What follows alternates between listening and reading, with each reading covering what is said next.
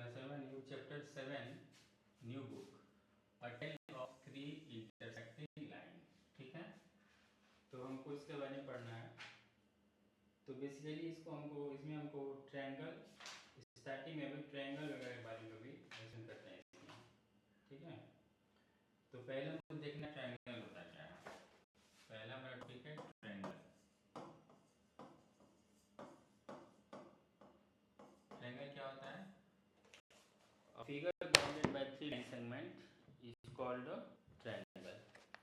कोई भी ऐसा फिगर जो कि थ्री लाइन सेगमेंट से मिलकर बना हुआ है उसको हम क्या बोलेंगे?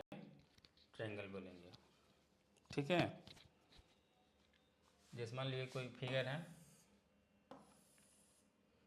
ये हो गया हमारा फिगर ABC और तीनों जो इसका पॉइंट होगा वो नॉन कोलिनियर होगा, मतलब एक लाइन में वो नहीं होगा। A figure bounded by three non-collinear point is called a triangle। ठीक है, ये ट्रायंगल हो गया ABC। मतलब कोई भी ऐसा फिगर है, a figure यहाँ लिख सकते हैं a closed figure, a closed figure bounded by three line segment। ठीक है, इज कॉल्ड ट्रायंगल। कोई भी ऐसा फिगर हो जो तीन लाइन से बना हुआ है उसको हम क्या बोलेंगे? उसको हम बोलेंगे ट्रायंगल। इसमें टोटल थ्री साइड होगा। कितना साइड इसमें होगा? Three sides. कौन कौन सा इसमें पहले हो रहा है? एक हो जाएगा AB, ये फर्स्ट साइड AB हो गया। सेकेंड साइड क्या हमारा हो जाएगा? ये BC। थर्ड साइड क्या हो जाएगा हमारा? ये CA।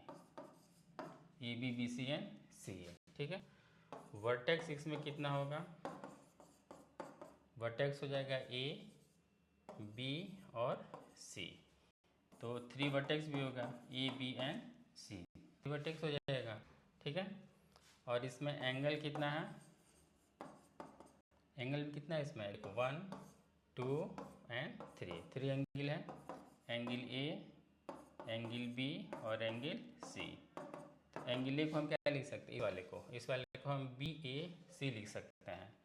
एंगल BAC, या और क्या इसको लिख सकते हैं? CAB भी लिख सकते हैं। ठीक है, एंगल B को हम क्या लिख सकते हैं? ABC भी लिख सकते हैं और CBA भी लिख सकते हैं। तो इसको लिख सकते हैं हम एंगल ABC लिख सकते हैं, या फिर एंगल CBA भी लिख सकते हैं। फिर ऐसे एंगल को क्या लिख सकते हैं? BCA भी लिख सकते हैं, एंगल BCA, या फिर एंगल ACB। इसको हम ये तीन तीन टाइप से एक एक एंगल को लिख सकते हैं। ठीक है, ये ट्रायंगल हुआ हमारा। और इसमें जो टोटल पॉइंट कितना होता है? पॉइंट भी उतना ही होगा, 3 पॉइंट होगा, जिसको हम वर्टेक्स भी बोल सकते हैं। तो P, ये A B and C। Clear बना?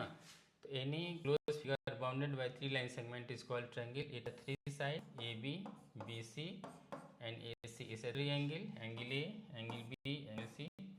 It has three line segment, line segment या फिर साइड दोनों एक ही हो जाएगा।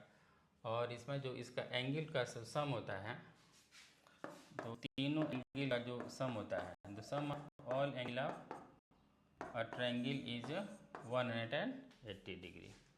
मतलब कोई भी एंगल हो, कोई भी ये ट्रायंगल है और उस ट्रायंगल के तीनों एंगल्स का वैल्यू पूछा जाए तो कितना हो जाएगा?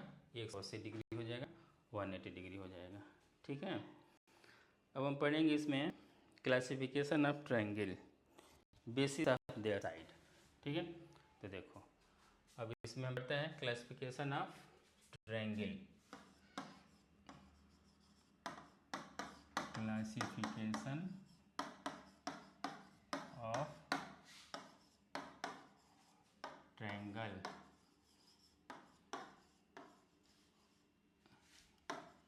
बेसिस ऑफ साइड, मतलब साइड के अकॉर्डिंग ट्रायंगल का टोटल कितना पार्ट होता है, ये हमको इसमें बताना है। ठीक है, तो देखो बेसिकली जो साइड के बेस पे ट्रायंगल तीन टाइप का होता है। जैसे ट्रायंगल हो गया, साइड के बेस पर ट्रायंगल तीन टाइप का होगा। एक हमारा हो जाएगा इक्विलैटरल ट्रायंगल, एक हमारा क्या हो जाएगा इक्विलैटरल, दूसरा क्या हो जाएगा आइसोसेलेस, और थर्ड क्या हो जाएगा, थर्ड हो जाएगा हमारा स्केलन। तो classification of triangle basis of side, there are three sides of triangle, three type of triangle basis of their side, equilateral triangle, isosceles triangle and scalene triangle. तो equilateral में क्या होता है, ये हमारा मान लो इक्विलैटरल ट्रायंगल हो गया। तो इसमें होगा a triangle with all sides are equal, triangle which all side are equal, मतलब कोई भी ऐसा ट्रायंगल जिसका तीनों साइड क्या हो इक्वल। जैसे मान लो ये हमारी ए बी और ये सी, ये 4 सेंटीमीटर है, ये भी 4 है, ये भी 4 है, ये क्या हो जाएगा इक्विलैटरल ट्रायंगल हो जाएगा। कोई भी ऐसा ट्रायंगल जिसका तीनों साइड इक्वल होगा उसे हम क्या बोलेंगे इक्विलैटरल ट्रायंगल बोलेंगे। क्लियर हो रहा है। मान लो दिया है, ये दिया है 7 सेंटीमीटर 7 सेंटीमीटर 7, यहाँ पे दिया है 6 6 6, यहाँ पे दिया है 10 10 10, मतलब अगर तीनों साइड इक्वल हो रहा है तो कौन सा ट्रायंगल हो जाएगा, वो इक्विलैटरल ट्रायंगल हो जाएगा। ठीक है, अगला देखते हैं आइसोसेलेस ट्रायंगल। तो आइसोसेलेस में क्या होता है triangle which two sides are equal, इसका क्या हो जाएगा टू साइड्स आर इक्वल, कोई भी ऐसा ट्रायंगल है जिसका दो साइड इक्वल, उसको क्या बोलेंगे आइसोसेलेस ट्रायंगल। जैसे ये मान हो गया 5 है, 5 और ये हो जाएगा 7, तो देखो इसमें दो साइड इक्वल है तो इसको हम क्या बोलेंगे, ये हमारा हो जाएगा आइसोसेलेस ट्रायंगल। और ये एक साइड डिफरेंट, तो ये क्या हो जाएगा अलग है, तो मतलब इस पूरा ट्रायंगल आइसोसेलेस ट्रायंगल हो जाएगा।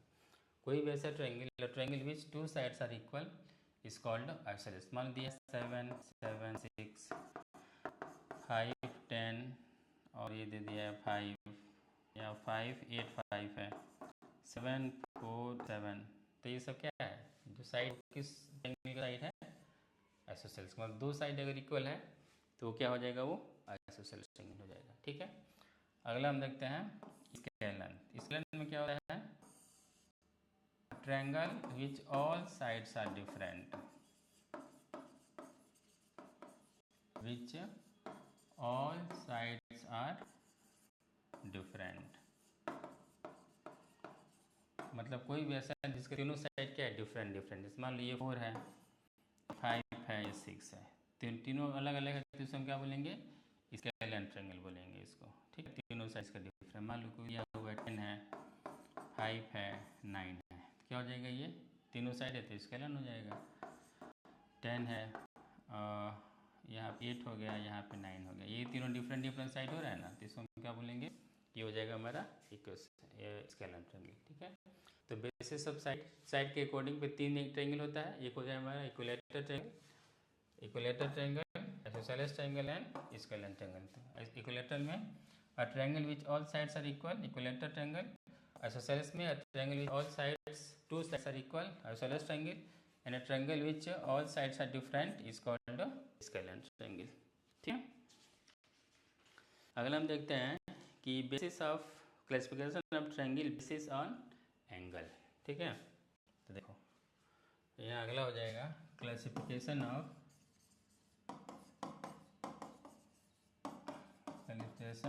ट्रायंगल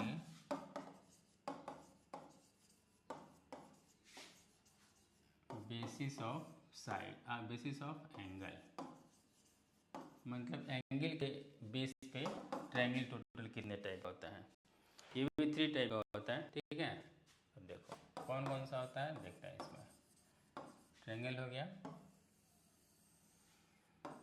ये फर्स्ट हुआ, सेकेंड हुआ, थर्ड। एक हमारा होता है acute angle triangle, acute angle triangle. ठीक है, एक हो जाएगा obtuse angle triangle, obtuse angle triangle, और एक हमारा हो जाएगा right angle triangle, right angle triangle हमारा ये थर्ड वाला हो जाएगा। ठीक है, तो first, how many types of triangle basis of there angle? 3 types, acute angle, obtuse angle and right angle triangle. ठीक है, तो देखो अब एक्यूट एंगल में क्या होगा, जिस मान लो कोई भी ऐसा ट्रायंगल है, any triangle which all 3 angles is less than 90 degree, मतलब अगर तीनों का वैल्यू 90 से कम हो, मान लीजिए 60 है, ये 50 आ गया और ये 70 आ गया, तीनों का वैल्यू 90 से कम हो, 90 से तीनों कम हो, लेकिन तीनों का सम कितना होना चाहिए? 180 होना चाहिए। जैसे देखो 60 है, 50 है, 70 है, तो तीनों को मिला के 180 आ रहा है ना, लेकिन तीनों का वैल्यू क्या है? 90 से कम है, तो इसको हम क्या लेंगे? एक्यूट ट्रायंगल हो जाएगा। मान लो जैसे कोई और दिया हुआ है, ये फिगर है 50 है, ये हो जाएगा तुम्हारा 70, ये हो जाएगा 60, तो ये भी वही हो जाएगा, ये भी तीनों का 90 डिग्री से कम हो रहा है, 180 हो रहा है, तीनों 90 से तीनों का लगभग कम है।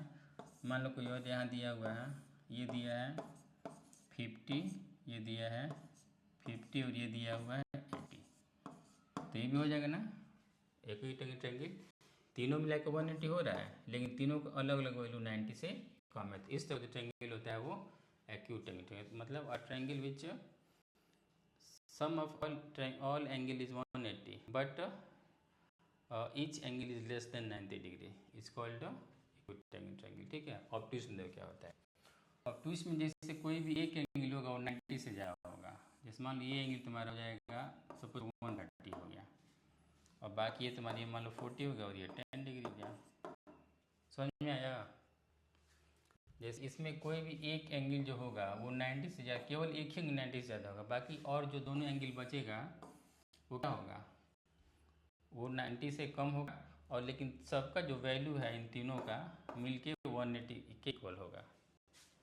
One angle is greater than 90 but sum of all angle is equal to 180 degree, ये हमारा ऑब्ट्यूस एंगल हो जाएगा। कोई भी एक एंगल 90 डिग्री का होगा, बाकी दोनों एंगल का 90 से कम होगा, 90 डिग्री से ज़्यादा होगा, कोई एक एंगल 90 डिग्री से ज़्यादा होगा, बाकी जो दोनों एंगल होगा क्या होगा? वो हमारा 90 से कम होगा, लेकिन तीनों का वैल्यू मिला कितना डिग्री होगा? 180 होगा।